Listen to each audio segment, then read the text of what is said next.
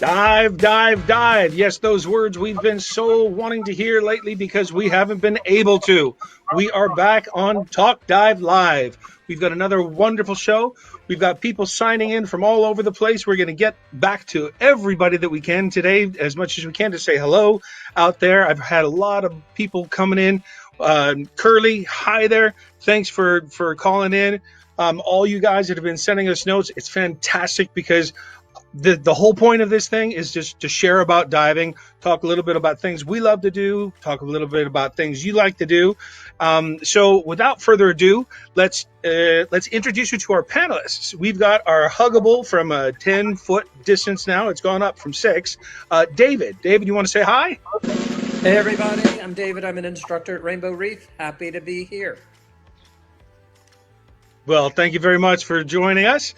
We have, again, back by popular demand, we've got our very own Captain Jim. Say hi, Captain Jim.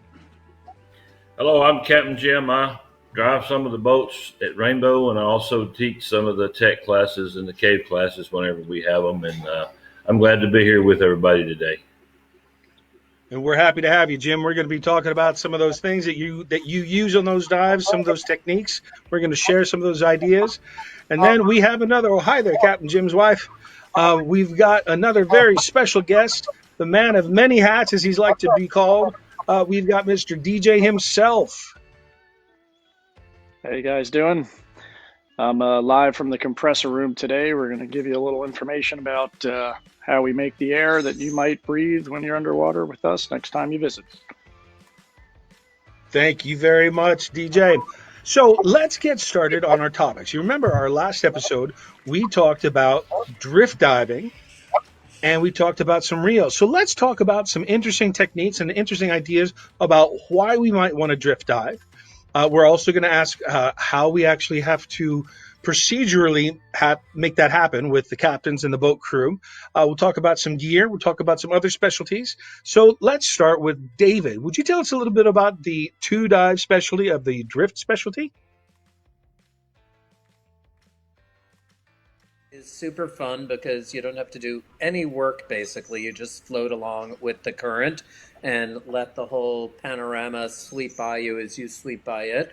But there are some things that you want to make sure that you are aware of, some things that are very relevant to safety, both getting in the water as a group, getting out of the water safely, and also making sure that you have something floating on the surface with you so the boat can follow you. So the drift dive course is basically all about that. And then there's 2 fun drift dives where you get to put all of that into practice and enjoy the scenery as well.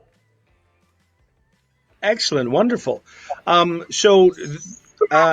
David mentioned, it is a 2-dive specialty, which of course can be linked to your advanced course.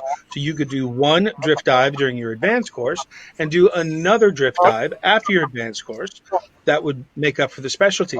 Now, one of those things that David mentioned was to have somehow a surface marker buoy. Jim, can you tell us a little bit about tying these off using a reel with a deployable surface marker buoy on a drift dive? I'd be glad to. The drift buoy, the flag, whatever it is that we decide to use is very important. It helps the crew and the captain keep track of where the dive team is. And it's very simple to tie your reel to your lift bag. Your lift bag is designed to take a loop with the reel, and you simply extend the lift bag to the surface, make sure that it's visible, and then the captain and crew can follow your team throughout the entire dive and not only know where you are, but it also helps us to keep other boats away from you during your dive. So it's a very important safety feature that we ask each team to use. Excellent. I personally believe that the only person that has never lost on a drift dive is the. Correct. Now, Captain Jim, can you tell us, are there any special procedures that you might take as a dive captain and your crew when you've got people doing a drift dive and potentially a hot drop? Yes, especially if we're doing what we call a hot drop. That means that the boat isn't anchored, it isn't tied to a mooring, it's drifting. The engines are generally running, and the crew and the divers need to be keenly aware of the fact that they are only safe to go into the water once the captain tells them to get in the water. And we typically make that command: dive, dive, dive. You hear that 3 times from the captain, and there is assurance that the engines are in neutral. We don't say go, because go can be misconstrued as no. So dive, dive, dive. Once the dive is over and the group is ready to be picked up, we brief the group to all be on the surface together, stay close together in a group. We will ask the dive leader, we'll shout to the dive leader, is everybody on the surface? We can generally see bubbles, but if there's a rebreather involved, there are no bubbles. We'll ask the group to get close together. The captain will approach the group from downstream, downwind, so the wind or the current doesn't blow the boat over the top of the divers. I generally get no closer than about 20 feet from the group, and then the first mate will throw a tagline out to the group, and the group grabs the tagline. Each individual grabs the tagline and stays with the boat. The captain at that point will announce that the boat is in neutral and ensure the boat stays in neutral. These are the ways we keep the diver safe on the surface. Wow, this is excellent information, Captain Jim. I have to say, though, every single time you said dive, dive, dive, I started to do a giant stride. I'm so ready to get back in the water. Now, one of the really important and key things that he was saying is about the communication. And one of those ways that we communicate in the drift diving, of course, is with a DSMB, a deployable surface marker buoy. This can be shot by another individual from underneath or simply towed along with at the surface. There's also another PADI specialty called the DSMB specialty, which again can link to the advanced course or link to almost any other course, but it is a two dive specialty. And the purpose behind it is being able to deploy it and actually drift along from different depths and making sure that there's no entanglements. Remember, mooring lines could be a big hazard and an entanglement if you're carrying a float or a DSMB. So that's why you would want to actually take this course and learn more about the handling of it. So we'd really love to talk to DJ now about some tanks and how we get air into the tanks that we breathe so that we can do all this diving. Well, it's not so much how we get the air in the tanks at the moment, where we're just going to cover today how we make the air. So obviously most divers probably know that you run a compressor to make the air, but what probably a lot of people don't know is that there's all different kinds of compressors, and they obviously compress the air into storage tanks, and then we take it out of the storage tanks and then fill the tanks, and we can show you our fill panel sometime. But today we were just going to concentrate on what happens after the compressed air leaves the compressor. It has to actually be dried and purified because it's actually quite humid inside the compressor, especially in an area like Florida. And then also we have to send it through the air purification. So I'm going to grab the phone here and show you a couple of filters. So on one of our main compressors, you can see this double barrel row of filtration. So this compressor makes about 86 cubic feet a minute, and it's so much air that we have to come through with these much wider pipes. It goes through the coalescer, which basically is a fancy way of saying all the moisture has to travel from here to here, and it falls down and drains out. Then it heads down into the filters, down each side, and what's inside of here looks like these. So, for example, can see that okay? Yeah. We use Lawrence factor filters. All these little pellets, I think you can see those close. Those are called descendant. And what they do is they pretty much remove all of the moisture, the CO2, most of the hydrocarbons. I mean, just about everything. These things do the lion's share of the work. And we actually have 4 of these lined up in series on each side. And then last, we have what's called an 1803 or a 2003. And then that's this filter where you can see the top looks like a bunch of charcoal, and that's actually a combination of hopcolite. So that takes out any remaining odors, the last bit of anything that could possibly contaminate the air, because basically every compressor makes stinky air, and then you have to purify it through here, this whole system, and then put it into the storage banks so that we can then fill tanks. So, DJ, could you tell our viewers what types of particulates are we trying to filter out of the air? When we breathe, isn't the air just good enough to breathe?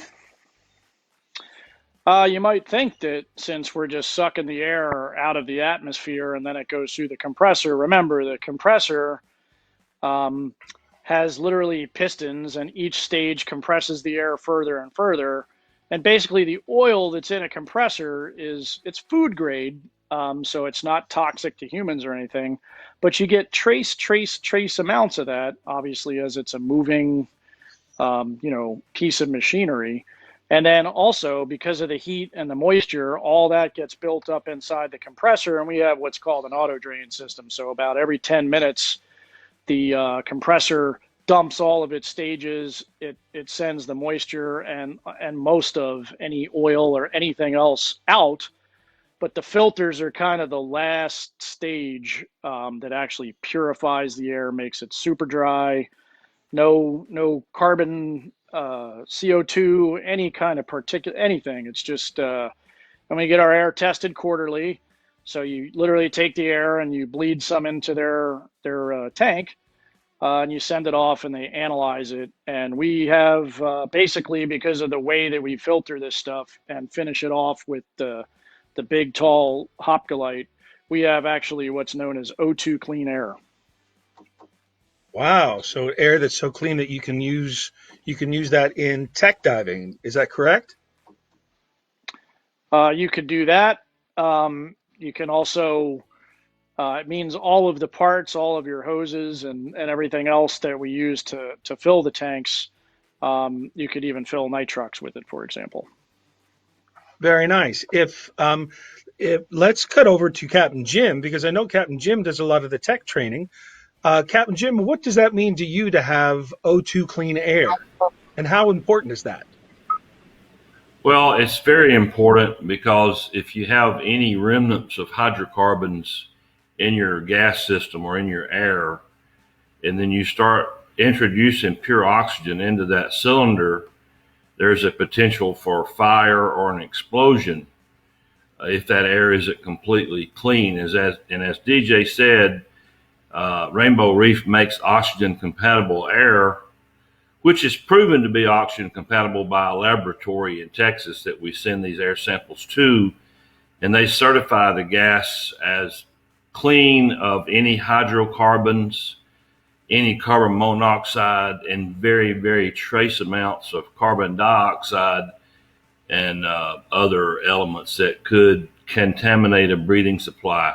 A breathing supply at 30 feet that has contaminants in it isn't good, but that same breathing gas at 300 feet can very well be toxic because of the increased ambient pressure.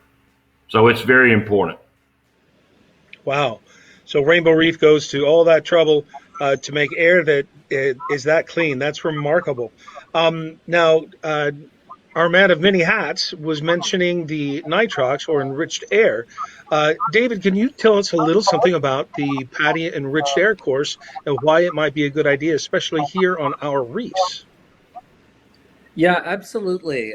So enriched air basically, instead of having roughly 21% oxygen and 79%, which is what we're essentially breathing, rounding, you can have what we usually do is 32% oxygen, and that reduces the nitrogen. And there's sort of two benefits of that. One is if you're on a deeper dive, although there's certain limits that you need to learn about of having too much oxygen, but the real benefit is you're taking up less nitrogen. So you're going to hit your no decompression limit later, or ideally you're not going to get close to it because you're being a conservative, safe diver. But even on shallow dives, I have some friends who've been diving for decades, really, and they won't dive with anything other than nitrox because they say it makes them feel a lot better. They never come up with headaches. I don't get headaches from diving, but they're older than I am, and they sometimes do. And they said that nitrox really that they're less tired, even on shallow dives.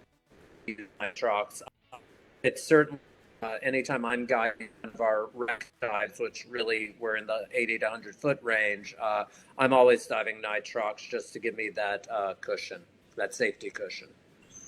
Excellent, excellent. As a matter of fact, if you look at the dive tables, the no decompression limit for a dive to 60 feet is 55 minutes. With just a 32% nitrox, that same dive at 60 feet goes up to 90 minutes for a maximum operating dive. So that's how useful enriched air can actually be. We've had a lot of likes out there. Looks like Miss Gail Shirley says hi to Captain Jim. Hi, Gail. We'd like to get your comments. We'd like to get your ideas. We'd like to hear if you've got some thoughts about the air filtration system that DJ was talking about, or maybe the DSMB. But go ahead and type them in. I'd like to get to those while we're still on the air. We've got a little bit more time left. So why don't we go back to DJ and talk a little bit more about the compressors and how to make that gas so we can finish up for us. Well, I'll just finish up with stemming off the nitrox. We make approximately almost 8,000 cubic feet of nitrox every day, and we use a method that's known as partial pressure blending. So we make 40%, and if you are in the class, took the class, you're a nitrox diver, you know that you don't really want to dive with that. But we use that for efficient purposes so that we can actually make the 32% from the 40.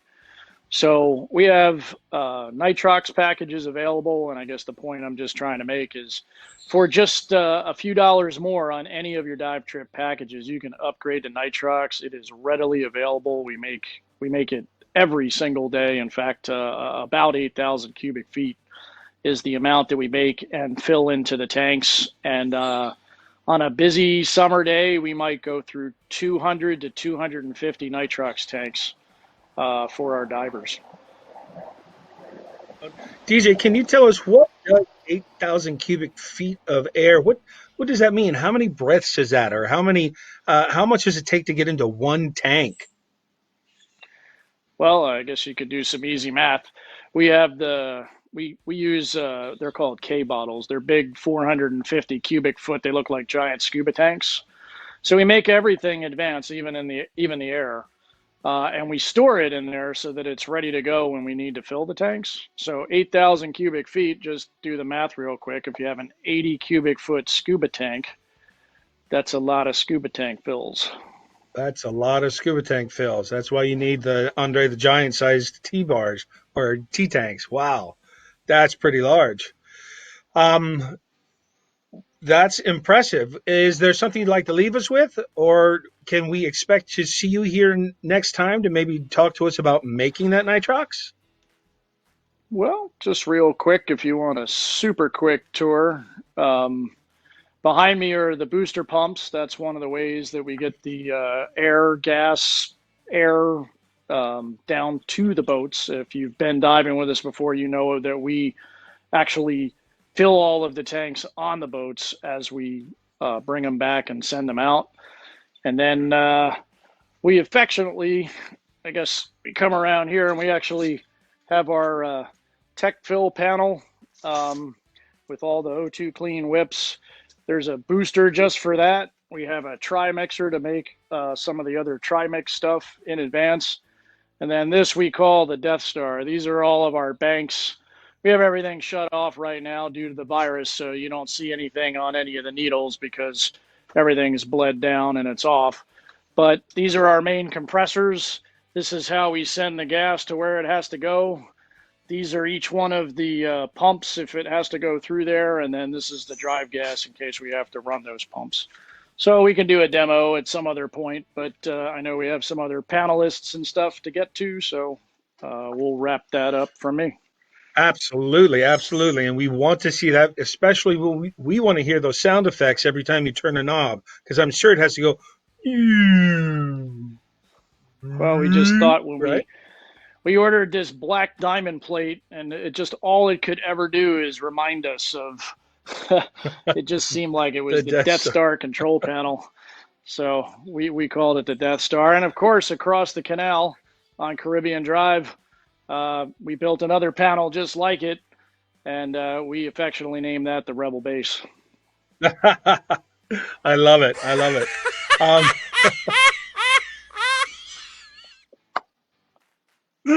Thank you, Carlos. I love our producer. Captain Jim, DJ was mentioning filling all the tanks on the boats. Does that cause any type of a need for special sort of organization or anything among the dive guides? Well, yes, it does cause for some organization, but more importantly than that, it causes celebration in that we do not have to pull the tanks off of the boat to fill them, which speeds the process up and makes us not so exhausted. But yeah, there is a special procedure that we all use, but it's really no different than we would use if we were filling the tanks on dry land. It just makes things a lot more efficient and a lot easier. There goes that adage of think smarter, not harder, or work smarter, not harder. That's fantastic. That is correct. Excellent.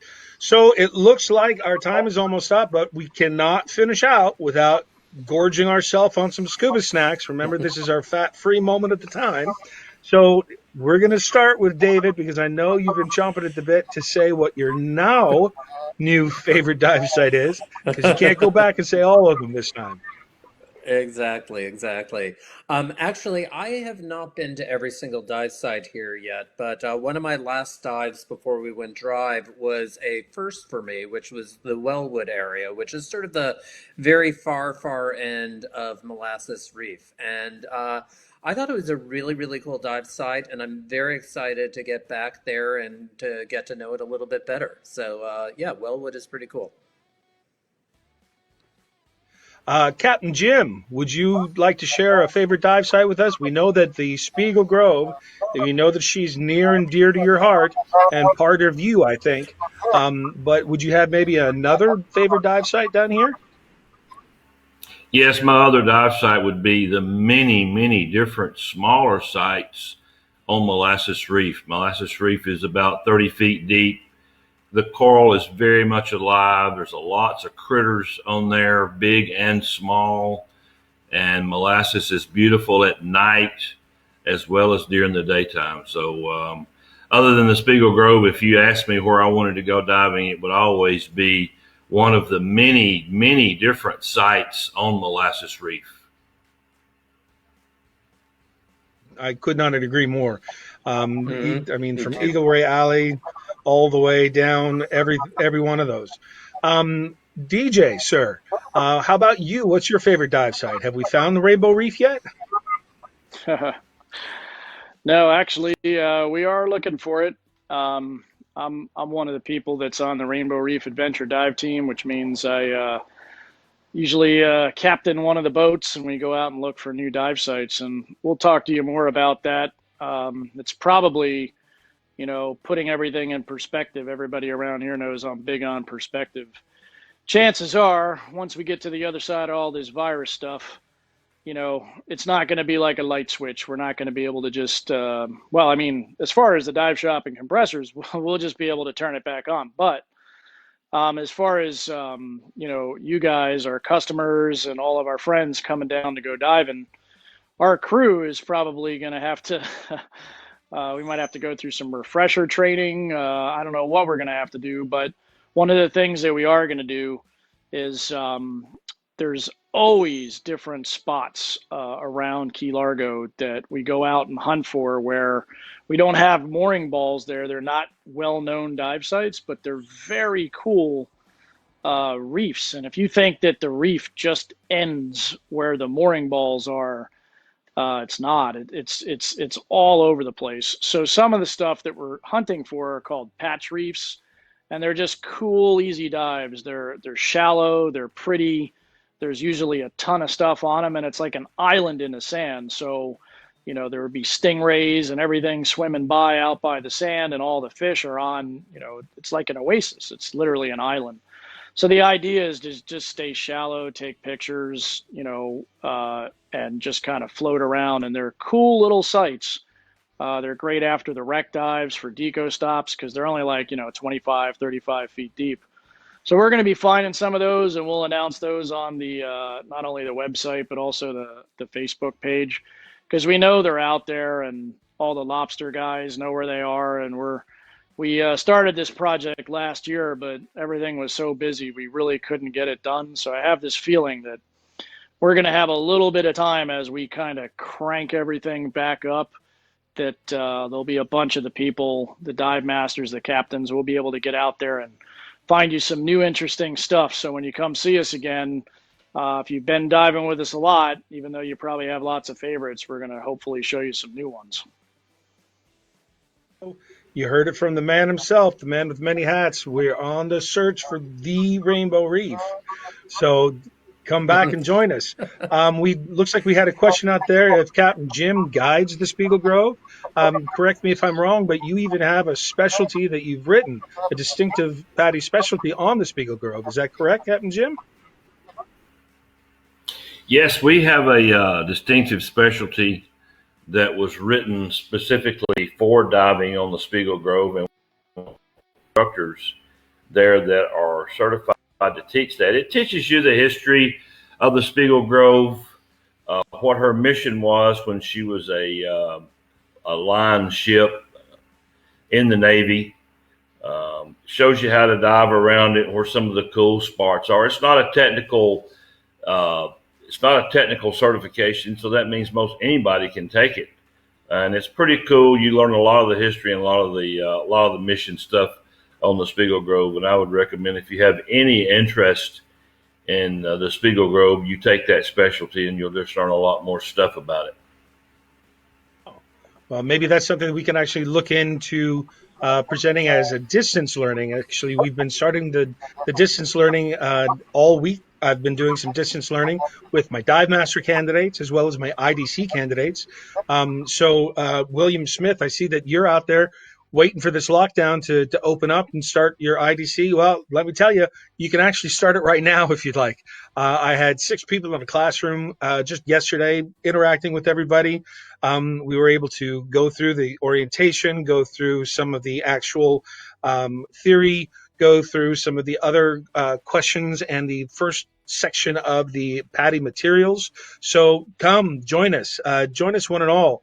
Like DJ said, we may not be hitting the ground sprinting, but we're certainly going to be ready to jog and run. So keep the faith, keep yourself hydrated, because we're waiting to open up once again, bring you back to the stern of the boat so you can take that dive, giant stride back into the ocean and get those gills wet. So once again, thank you for joining us for your scuba snacks for the day. This is Ross signing out. Everybody, please say bye-bye, bye, Bubbles, Bye, everyone. and blow Thanks bubbles. for coming.